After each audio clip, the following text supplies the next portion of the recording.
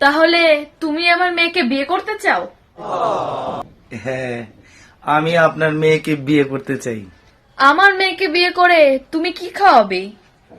ও খাওয়া নিয়ে কোনো অসুবিধা হবে না, আমরা যা খাই ভাত ডাল সবজি তরকারি এগুলোই খাওয়াবো। আরে আমি বলতে চেয়েছি তোমার রোজগার কি?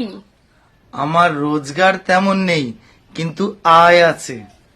রোজগার নেই, আয় হয়, তার মানে? আসলে আমি তেমন কাজ করি না, কিন্তু মাসে মাসে আমার ব্যাংকে টাকা ঢোকে। তা মাসে কত টাকা ঢোকে? আসলে আমি মাধ্যমিক পাস তো, আমার মাসে মাসে 1500 টাকা করে ঢোকে। শালা ভিখারির বাচ্চা, ওই 1500 টাকা দিয়ে তো তোর নিজের জামা প্যান্টই হবে না রে। এই বেরো আমার বাড়ি থেকে, বেরো। भगवान क्या जुल्म है। বেরো। বড় হিরো আসছে আমার মেয়েকে বিয়ে করতে।